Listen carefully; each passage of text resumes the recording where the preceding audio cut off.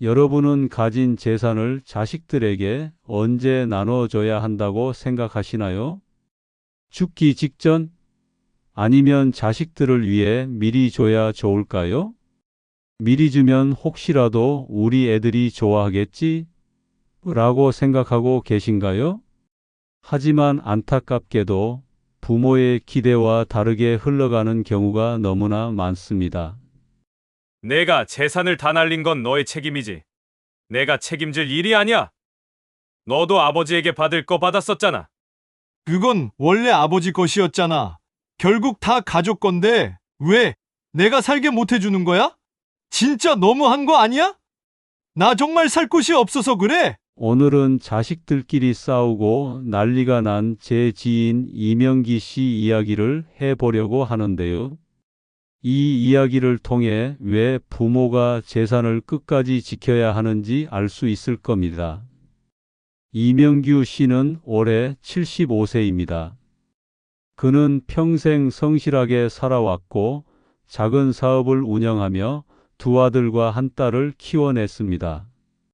아내와 함께 검소하게 생활하며 자식들이 원하는 것을 최대한 지원하려 애썼습니다. 그렇게 세 자녀는 대학을 졸업하고 사회로 나갔고 결혼도 했죠. 그러던 어느 날 자식들의 경제적 사정을 걱정한 명규 씨는 살아있을 때 미리 재산을 나눠주는 것이 좋겠다고 생각했습니다. 주변에서도 미리미리 증여해 두는 게 좋다는 말을 많이 했고 세금 문제도 고려해야 했습니다. 그래서 큰아들에게는 지방에 있는 상가 건물을, 둘째 아들에게는 경기도의 토지를, 딸에게는 서울의 오피스텔 한 채를 증여하게 되었죠. 부모 입장에서는 공평하게 나눠줬다고 생각했지만 시간이 지나면서 큰 문제가 발생하기 시작했습니다. 처음에는 다들 만족하는 듯 보였죠. 큰아들은 고마워요, 아버지. 정말 잘 관리할게요. 라며 감사를 표했습니다. 둘째 아들도 기뻐하며 부모에게 고마움을 표현했습니다. 아버지, 너무너무 감사합니다. 딸 역시 만족하는 듯 보였습니다. 매달 여기서 월세를 받겠네. 덕분에 고마워요. 세 자녀 모두 결혼 생활도 잘했었고 평범한 직장이지만 각자 열심히 살아가고 있었습니다. 그리고 세 자녀 모두 명규 시내에 자주 방문하고 같이 외식이나 나들이도 가고 행복한 가족 관계를 유지하고 있었습니다. 둘째 아들이 받은 토지는 꽤 가치가 있는 땅이었는데요. 하지만 몇 년 후 그는 갑자기 회사를 그만두었습니다. 아버지, 이제 저도 제 사업 한번 해보려고요. 친구들과 어울리며 사업을 한다 했지만 변변치 않은 다단계 사업이었고 또 투자를 한다며 돈을 펑펑 쓰기 시작했습니다. 그러다가 우연한 기회로 친구들 손에 이끌려 온라인 도박에 빠지면서 일이 꼬이기 시작했죠. 처음에는 가족들에게 숨겼지만 도박으로 돈을 잃을수록 빚은 점점 늘어났습니다. 온라인 도박이 무서운 게 한 번 빠지면 한 달에 거의 1억 가까이 되는 돈을 쓴다고 하더라고요. 결국 빚은 걷잡을 수 없을 만큼 늘어났고 그는 그 돈을 되찾기 위해 더 도박에 빠지게 되었습니다. 더 도박을 하며 빚은 눈덩이처럼 불어났죠. 둘째 아들은 불과 8개월 만에 8억이 가까이 되는 돈을 다 날려버렸습니다. 결국 그는 아버지에게 받은 토지를 빚을 갚느라 다 팔아야 했습니다. 한순간에 다 날아가 버린 거죠. 그의 아내도 이 사실을 알게 되자 크게 실망했습니다. 당신이 받은 땅이면 우리 노후를 든든하게 지켜줄 수 있었잖아. 그런데 그걸 다 날려? 당신 정말 실망이야. 내가 이제 어떻게 당신을 믿고 살아? 아내는 결국 아이들을 데리고 집을 떠났고 이혼을 당하게 되었습니다. 망가질 대로 인생이 망가졌고 이렇게 홀로 남겨진 둘째 아들은 갈 곳이 없어졌죠. 갈 곳 없는 둘째 아들은 결국 큰형을 찾아가 형, 나도 같은 가족인데 아버지에게 받은 상가 한 켠에서 살게 좀 해줘. 제발. 라고 부탁했습니다. 하지만 큰아들은 이를 받아들이지 않았죠. 이건 아버지가 나한테 준 건물이야. 내가 재산을 다 날린 건 너의 책임이지. 내가 책임질 일이 아니야. 너도 아버지에게 받을 거 받았었잖아. 그러자 둘째 아들은 화를 내며 그건 원래 아버지 것이었잖아. 결국 다 가족 건데 왜 내가 살게 못 해주는 거야? 진짜 너무한 거 아니야? 나 정말 살 곳이 없어서 그래. 라며 언성이 커졌습니다. 형제는 결국 심하게 싸우게 되었고 원망과 분노가 쌓이면서 관계는 돌이킬 수 없을 정도로 악화되었습니다. 결국 둘째 아들은 상가에 억지로 눌러 앉았고 형은 그를 내쫓기 위해 소송까지 진행하게 되었습니다. 한때는 서로를 의지하던 형제였지만 이제는 얼굴을 보기도 힘든 사이가 되어버린 겁니다. 소송도 길어지면서 형제는 남보다 못한 원수처럼 되어버렸죠. 근데 문제는 거기서 끝이 아니었습니다. 한편 딸은 다른 문제를 가지고 있었던 거죠. 처음에는 아무 말 없던 딸이 시간이 지나면서 불만을 터뜨리기 시작했죠. 왜 오빠들은 건물과 토지를 받았는데 난 고작 오피스텔 한 채야? 나는 여자라서 적게 준 거야? 이거 너무 불공평한 거 아니에요? 다른 사람도 아니야? 처음에는 서운함을 참고 있었지만 시간이 갈수록 그 감정은 분노로 변했습니다. 딸은 공평하다고 생각하지 않았던 거죠. 아빠, 저 너무 억울해요. 오빠들은 좋은 거 다 받고 이거 불공평한 거 아니에요? 너도 받았잖니? 공평하게 나눈 거야. 공평하다뇨?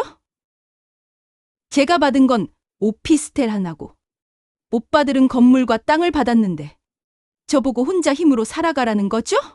그런 뜻이 아니야. 너도 너만의 몫을 가진 거야. 그럼 차라리 처음부터 안 주지 그랬어요. 이렇게 불공평하게 나눌 거면 오피스텔 이거 세금만 많이 나가고 정말 별로예요. 딸은 눈물을 흘리며 집을 나갔고 시간이 지나면서 부모와의 관계도 점점 멀어졌고 가족 모임에서도 얼굴을 보기가 어려워졌죠. 게다가 딸은 결혼 후 시댁과 비교하며 더 큰 불만을 갖게 되었습니다. 시댁에서는 남편에게 아파트 한 채를 줬는데 난 아버지한테 받은 게 너무 적어.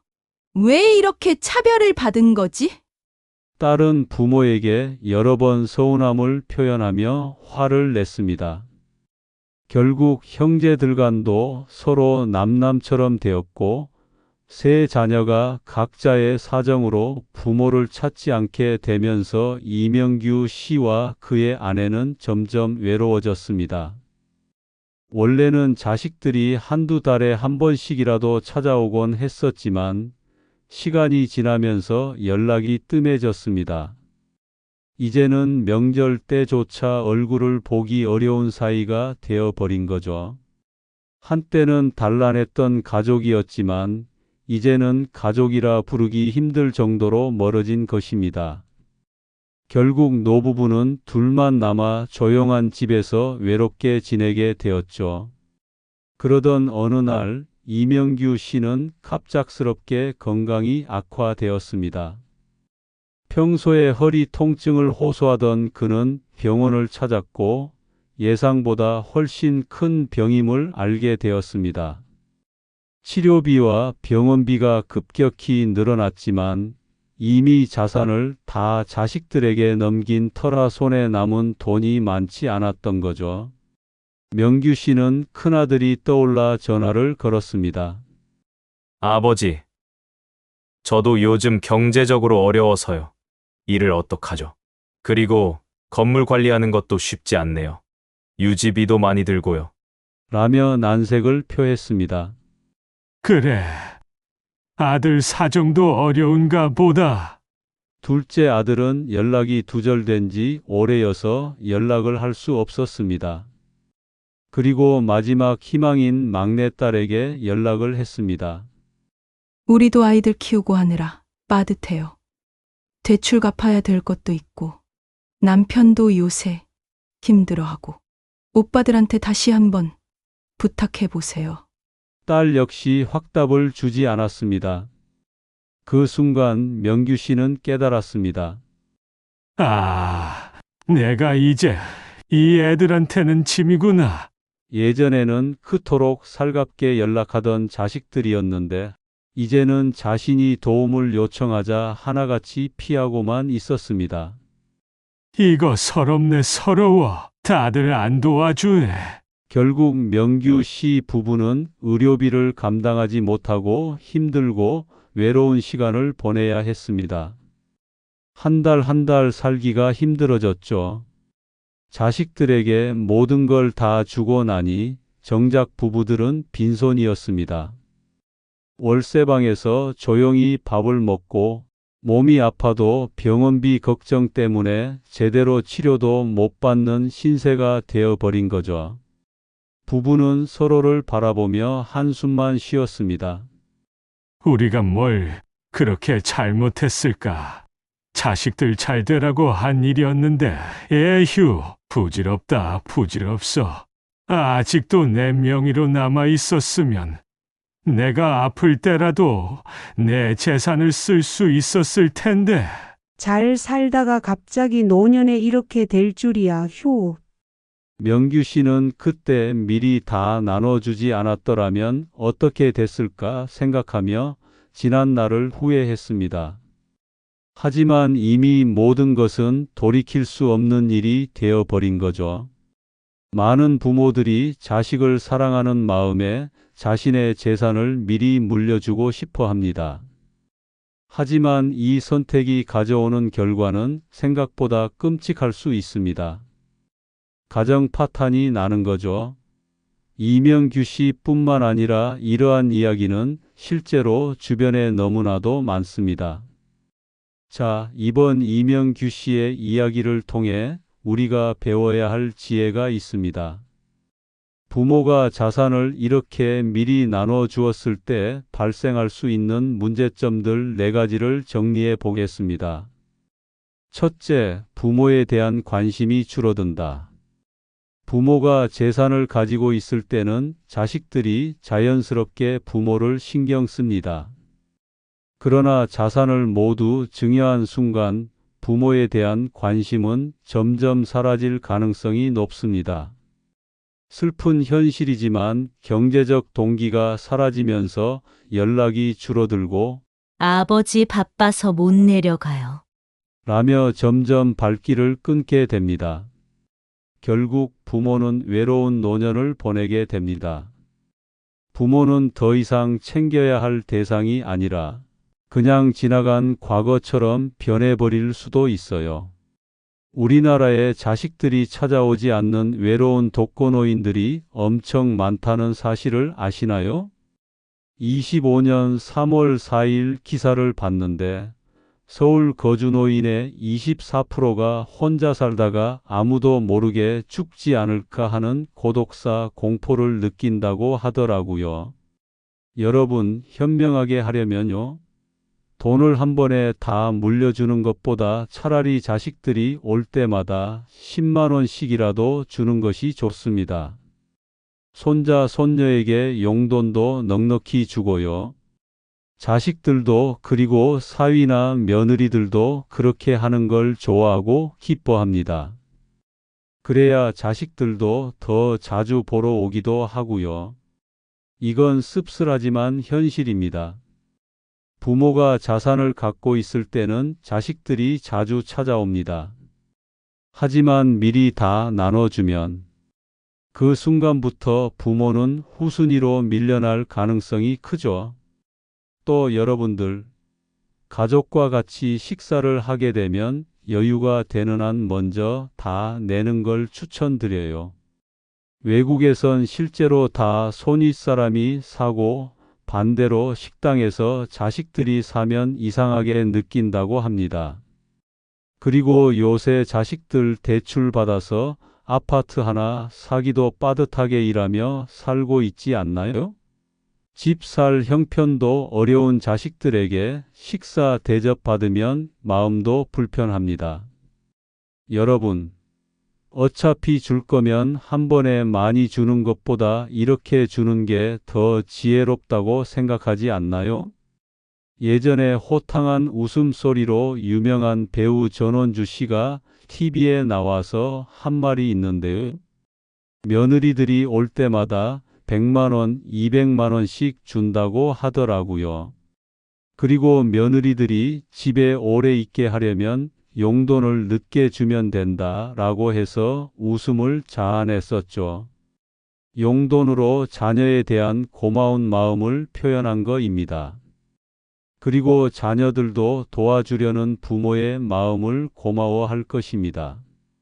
물론 이렇게 큰 돈은 좀 그렇긴 하지만 약간의 용돈은 서로의 관계도 좋게 합니다. 둘째, 자식 간 갈등이 생긴다. 형제 자매 사이에서는 절대적으로 공평한 분배가 어렵습니다. 부모가 아무리 공정하게 나누려 해도 자식들은 나는 왜 적게 받았나? 라는 불만을 갖기 쉽습니다. 또한 재산의 크기나 가치는 시간이 지나면서 다르게 평가될 수 있기 때문에 더욱 갈등이 커지죠. 그리고 이 불만은 형제 간의 관계를 틀어지게 만듭니다. 특히 경제적 어려움을 겪는 자식이 있을 경우 형제 사이의 갈등은 더욱 심해질 가능성이 큽니다. 돈 앞에서는 장사 없다라는 말이 괜히 나온 게 아니죠. 사이가 좋던 형제 자매들도 사이가 안 좋아집니다. 자식들 싸우는 거 보려고 이 나이까지 사신 건 아니지 않습니까? 셋째, 자식의 인생이 망가질 수도 있다. 자산을 미리 받은 자식이 그 돈을 올바르게 관리한다면 좋겠지만 많은 경우 그렇지 못합니다. 갑작스레 큰 돈이 들어오면 절제력을 잃기 쉽고 잘못된 투자나 낭비로 인해 금방 탕진하는 사례가 많죠. 무분별한 소비, 나태한 생활 습관도 생길 수 있고 부모가 자식에게 돈을 미리 주었을 때 그것이 마치 로또 당첨금처럼 느껴질 수도 있습니다. 그리고 그런 돈은 쉽게 사라지기 마련입니다. 예상치 못한 실수나 방탕한 생활로 인해 재산을 잃게 되면 결국 다시 부모에게 손을 벌릴 수밖에 없습니다. 자산을 미리 주는 게 꼭 자식에게 도움이 된다고 생각하시면 안 됩니다. 오히려 자식이 스스로 살아가는 힘을 약하게 만들 수도 있어요. 더 나아가 형제끼리 책임을 떠넘기면서 더욱 극심한 갈등이 벌어질 수 있습니다. 넷째, 부모 자신도 경제적 어려움에 처할 수 있다. 부모가 자산을 미리 다 나눠주고 나면 예상치 못한 상황에서 어려움을 겪을 수 있습니다. 나이가 들면 의료비, 생활비 등 지출이 증가하는데 자산이 없다면 경제적으로 불안정한 삶을 살게 됩니다. 실제로 많은 부모들이 노후에 예상치 못한 의료비나 생활비 부족으로 인해 힘들어하고 있죠. 특히 입원비 같은 노후 의료비는 생각보다 훨씬 많이 든다고 하더라고요. 몇 천만 원에서 1억 넘게 돈이 갑자기 필요하게 됩니다. 또한 자녀에게 의존하려 해도 이미 관계가 소원해졌다면 도움을 받기도 어려울 수 있습니다. 이명규 씨 이야기처럼요. 부모가 가진 자산은 단순한 재산이 아닙니다. 그것은 부모의 마지막 보호막이며 자식과의 관계를 유지하는 중요한 연결고리입니다. 내 모든 것을 미리 내어주는 것이 자식을 위하는 길이 절대 아닙니다. 그렇다면 우리는 어떻게 해야 할까요? 가장 중요한 것은 부모 자신의 노후를 철저히 준비하는 것입니다. 노후에 필요한 자금을 충분히 갖추고 최소한의 경제적 독립을 유지해야 합니다. 또한 자녀들에게는 재산보다 가치관과 경제적 자립심을 가르치는 것이 더욱 중요합니다. 돈보다 중요한 것은 부모와 자녀 간의 건강한 관계입니다. 사랑과 존경을 받는 부모가 되려면 지혜로운 선택을 해야 하죠. 여러분은 이 점을 꼭 기억하시길 바랍니다. 혹시 여러분도 비슷한 경험이 있거나 주변에서 들은 적이 있으신가요? 부모가 자산을 미리 나눠줬다가 갈등이 생긴 사례가 있다면 댓글에 남겨주세요. 여러분의 이야기가 또 다른 누군가에게 큰 도움이 될 수 있습니다. 지금까지 따뜻한 지혜였습니다. 감사합니다.